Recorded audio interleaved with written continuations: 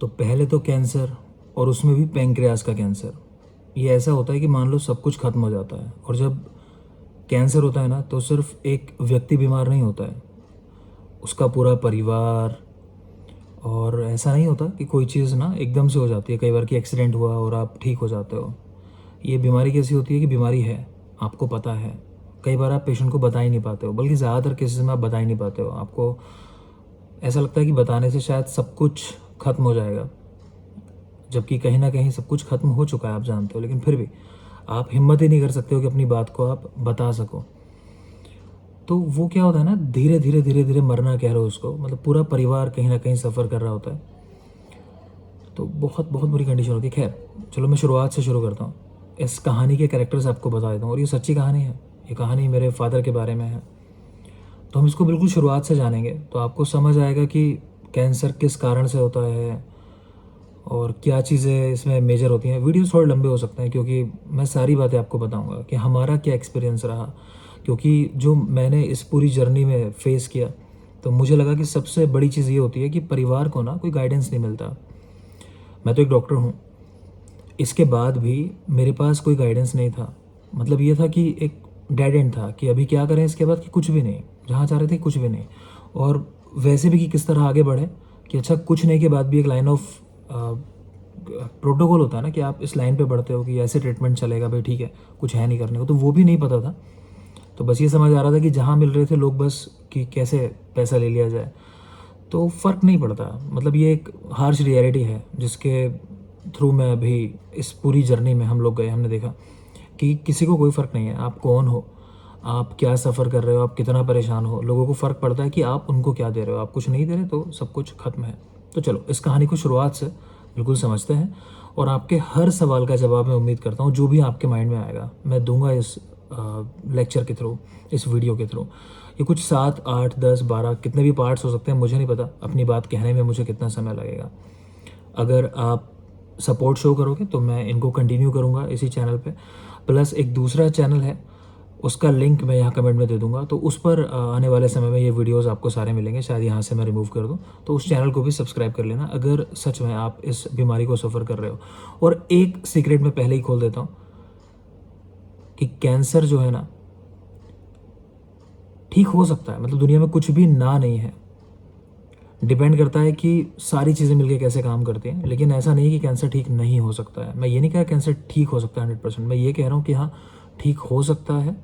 या फिर ऐसा नहीं किसी ने कह दिया कि आपके पास 2 दिन है, बहुत इनिशियली हो सकता है वो 2 दिन बहुत ज़्यादा बढ़ जाए। ये सारी बातें मैं आपके साथ बताऊँगा। तो चलो शुरुआत करते हैं।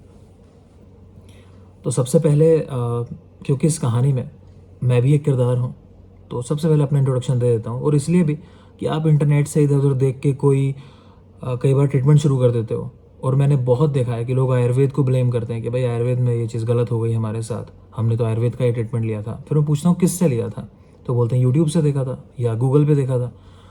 तो यूट्यूब पर जहाँ से आपने देखा या गूगल पे जहाँ आपने पढ़ा, अब मैं तो नहीं मानता वो सही देखा आपने। आप पहले ये देखो वो डॉक्टर है, और दूसरा ये देखो सिर्फ पब्लिसिटी के लिए तो नहीं कर रहा है, ठीक है। अब क्योंकि मैं जो केस आपके साथ शेयर करने वाला हूँ ना, वो मेरे खुद के पापा का है, तो मैं चाह के भी इसमें झूठ बोल नहीं सकता। मेरे पास वो फ्रीडम नहीं है कि मैं बातें हवा में बना दूँ। तो मुझे हर चीज़ सच बोलनी है, और विद प्रूफ है। आप अगर चाहते हो तो मेरे से मांग सकते हो, जिसको जो भी रिकॉर्ड चाहिए आप मुझे पर्सनली मांग सकते हो। और मैं तो कहता हूँ मेरे फादर से मिल सकते हो, बात कर सकते हो, ठीक है। तो चलो वापस आ जाते हैं। तो मैं कौन हूँ? मैं डॉक्टर निरंक मेरा नाम है। मैंने अपना जो यूजी डिग्री ली है वो लखनऊ से ली है। ये कम से कम यूपी का तो बेस्ट कॉलेज आप कह सकते हो, गवर्नमेंट कॉलेज है। इसके बाद जो मैंने पीजी किया है अपना, वो काय चिकित्सा में किया है, जिसको एमडी मेडिसिन के समकक्ष आप रख सकते हो। ये मैंने जामनगर गुजरात से किया है, जिसको भी आईटीआरए के नाम से जाना जाता है। ये वो सेंटर है कि कुछ समय पहले तक डब्ल्यूएचओ सिर्फ यहाँ पर हुई रिसर्च को, यहाँ की बातों को रिकग्नाइज करता था, बाकी कहीं की बातें मानता नहीं था। वर्ल्ड हेल्थ ऑर्गेनाइजेशन, जो लोग नहीं जानते, ये सबसे बड़ी स्वास्थ्य संबंधित संस्था है। तो वो सिर्फ आईटीआरए को ही मान्यता देती थी कि वहीं की दवाएं जो हैं या वहीं की जो बातें कही गई हैं वो ट्रू हैं, बाकी चाहे सही हो चाहे गलत हो वो उनको तवज्जो नहीं देते थे। अभी ये सेंटर ऑफ एक्सीलेंस की तरह काम कर रहा है। तो आज की तारीख में जिस तरह आप एम्स को जानते हो, जिस तरह आप आईआईटी को जानते हो, तो उसी तरह का संस्थान है। तो ये बात इसलिए बता रहा हूँ कि काफ़ी रेप्यूटेड जगह से माफ़ करें, तो ये दोनों डिग्री मैंने ली हैं। अगेन, ये इसलिए नहीं है कि मैं अपना गुणगान कर रहा हूँ, ये इसलिए है कि आप यकीन कर सको कि जो चीज़ें मैं आगे कहने वाला हूँ वो सारी चीज़ें मैं सही कहने वाला हूँ और आप भरोसा कर सकते हो क्योंकि एक डॉक्टर आपसे बात कह रहा है। तो मेरा एक भाई है, हमारी कोई सगी बहन नहीं है। इसके अलावा मेरी भी शादी हो चुकी है, मेरे भाई की शादी हो चुकी है। मेरा एक बेटा है जिसका नाम है इवान चांग, और मेरी वाइफ है शालिनी, वो भी डॉक्टर है। मेरा भाई मयंक, उसकी वाइफ हाउसवाइफ है, उसके 2 बच्चे हैं। मेरा भाई एक कंपनी में जो ऑटो पार्ट्स बनाती है, जैसे आप लोग ओला वगैरह कंपनियां नाम जानते होंगे, तो इनके पार्ट्स बनते हैं, बाद में वो सारे असेंबल किए जाते हैं, फिर फाइनली एक गाड़ी बनती है। तो मेरा भाई एक ऐसी कंपनी में मैनेजर है, और मैं नाम नहीं ले रहा उसकी कंपनी का क्योंकि हो सकता है कुछ इश्यूज़ होते हों, नाम ना लेना होता हो। और उसके बच्चे हैं, एक बेटे का नाम है यूवी और बेटी है एक, उसका नाम है गोरा। मेरे फादर वो पुलिस में थे और लाइफ में ज़्यादातर समय रामपुर और मुरादाबाद उन्होंने अपना बिताया है। उसके बाद उनका नौकरी में मन नहीं लगता था तो उन्होंने वीआरएस ले लिया था, ये वॉलंटरी रिटायरमेंट होता है सर्विसेज से। तो समय से पहले ही नौकरी छोड़ दी थी, करीब 7-8 साल पहले उन्होंने नौकरी छोड़ दी। उनका मन नहीं लगता था नौकरी करने में, और रिटायरमेंट लेके गांव में बिजनौर में जाके उन्होंने एक घर बनाया और वहीं रहते हैं। और उनको खेती का शौक़ लगा थोड़ा, कुछ उन्होंने केमिकल्स वगैरह, क्योंकि आप जानते हो गांव में तो खेती में सब चीज़ें यूज़ होती हैं, तो उन्होंने भी यूज़ की। वो मेरे फादर खैर तो पुलिस डिपार्टमेंट में थे, और मेरी मदर हाउसवाइफ है। तो ये हमारा परिवार है, क्योंकि सारे के सारे लोगों की कुछ ना कुछ बातें इस पूरी जर्नी में आपको सुनने को मिलेंगी, तो आपको समझ में आए, मैंने इसलिए ये सारी चीज़ें आपको बता दी। अच्छा, जो मेरे ससुर साहब हैं वो भारत सरकार में कृषि मंत्रालय में थे, तो उनको काफ़ी इंटरेस्ट है आयुर्वेद की चीज़ों में, तो वो भी उन्होंने भी काफ़ी कई जगह बहुत हेल्प की हमको। तो और दूसरा वो काफ़ी कुछ आयुर्वेद की दवाएं जानते हैं, उनको बहुत इंटरेस्ट है। मतलब वो इस तरह के व्यक्ति हैं कि उनको हर फील्ड के बारे में कुछ ना कुछ पता है, वो इंटरेस्ट होता है किसी किसी का जानने का। तो ये हमारी सारी फैमिली है।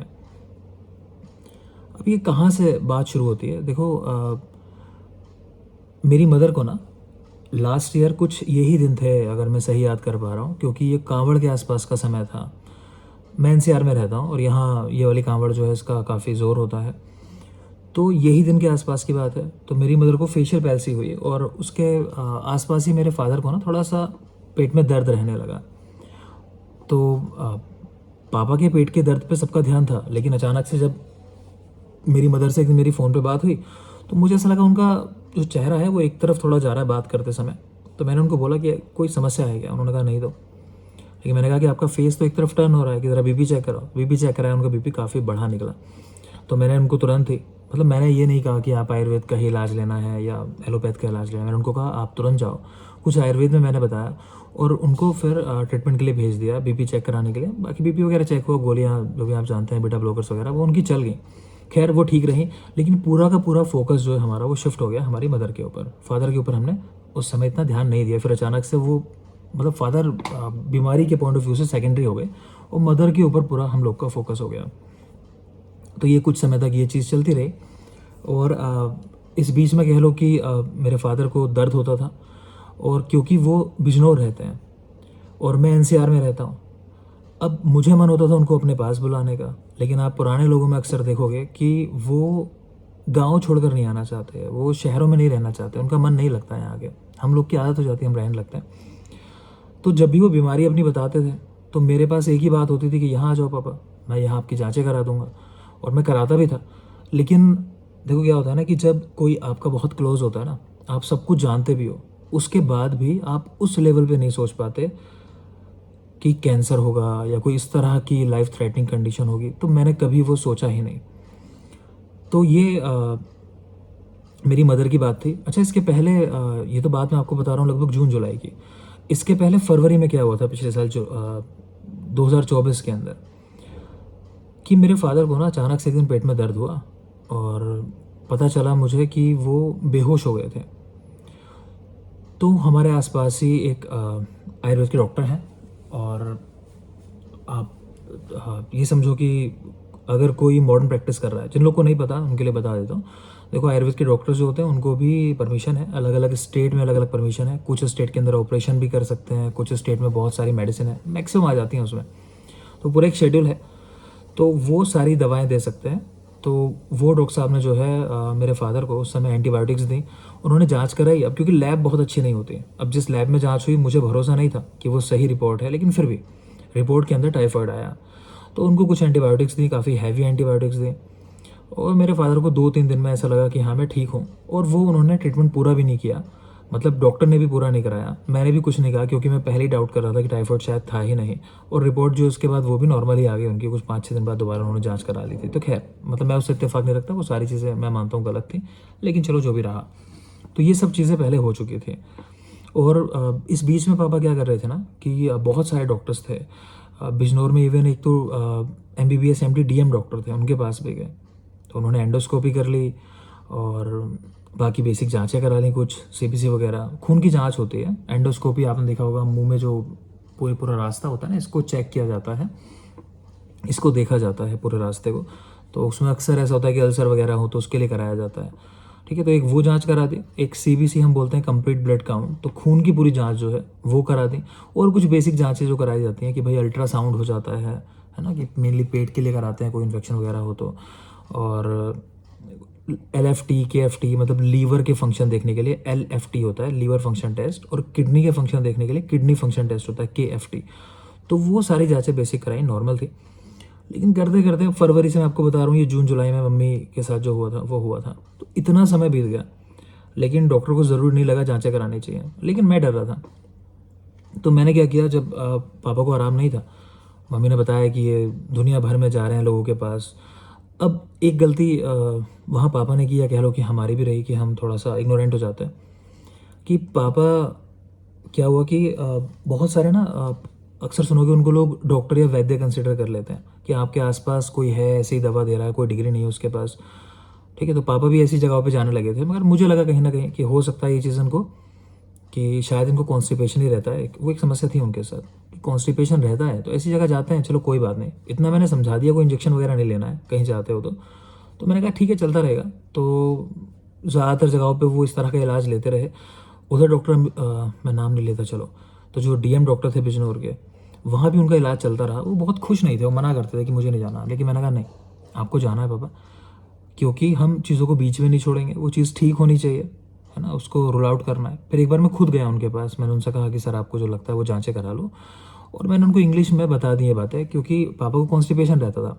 अक्सर क्या होता है कि बहुत लोगों को ना ये समस्या रहती है कि जो मल का मार्ग है उससे रक्त आता है, ब्लड आता है ना, जिसको हम पाइल्स, अर्श, या फिर आप बवासीर, बहुत सारे नामों से जानते हो। तो मुझे एक डाउट था, क्योंकि पापा को कॉन्स्टिपेशन रहता था, मतलब पेट सही नहीं रहता था, तो अक्सर लोगों को ये समस्या हो जाती है। फिर क्या करते हैं इस तरह के लोग कि डॉक्टर को नहीं बताते हैं, किसी को बताते नहीं हैं, उनको थोड़ा शर्म लगती है, फील होता है कि यार बताएंगे तो पता नहीं कि सामने वाला किस तरह हमको देखेगा, जज करेगा।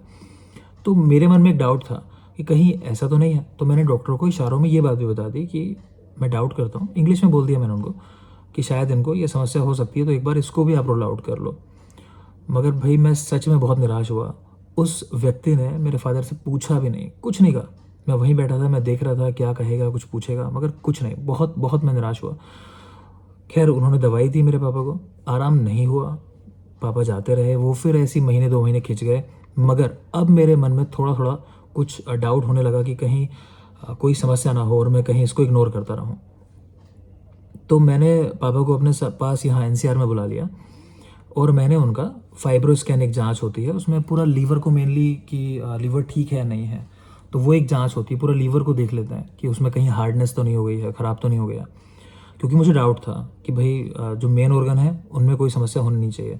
तो मैंने वो जांच कराई, वो बिल्कुल नॉर्मल आई, मतलब आपकी हमारी तो क्या आएगी, जो पापा की नॉर्मल आई, वो जांच नॉर्मल आई। मैंने एक बार KFT LFT फिर करा दिए, कोई किडनी लीवर की जांच है।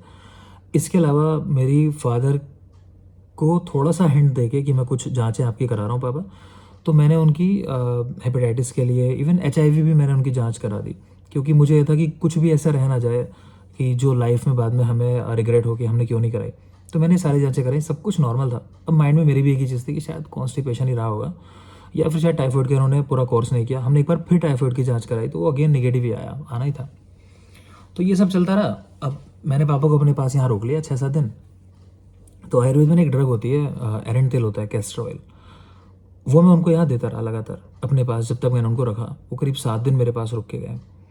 वो कैस्टर ऑयल ले रहे थे, उनका पेट सही साफ हो रहा था, उनको ठीक लगा। और दूसरा, पापा जो है थोड़ा सा ना कार्ड खेलने के शौकीन है। तो वो गांव पहुंच जाते हैं जहाँ हम रहते हैं, तो वहाँ पास में ही गांव है, तो वो गांव पहुंच जाते हैं कार्ड खेलने के लिए। तो उनको यहाँ रहना मतलब बिल्कुल भी पसंद नहीं आ रहा था। वो 7 दिन जैसे से काटे उन्होंने, शायद समस्या रही हो उनको, मगर उन्होंने बिल्कुल महसूस नहीं होने दिया। उन्होंने मुझे कहा मैं बिल्कुल ठीक हूँ, मुझे कोई दिक्कत ही नहीं हुई, कि इसका मतलब मैं ठीक हूँ, तो मैं चलता हूँ। तो वो यहाँ से चले गए 7 दिन बाद। और मैं भी अभी थोड़ा सा आश्वस्त था कि भाई चलो कोई चीज़ तो आई नहीं है इस तरह की कि हम डरें। तो पापा यहाँ से घर चले गए। अगले पार्ट में बताता हूँ।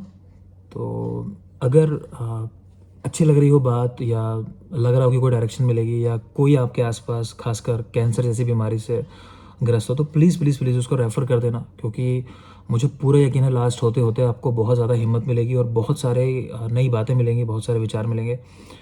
तो कैंसर, उसमें भी स्पेशली पैंक्रेटिक कैंसर या किसी भी तरह की गांठ है, इस तरह की समस्या है, तो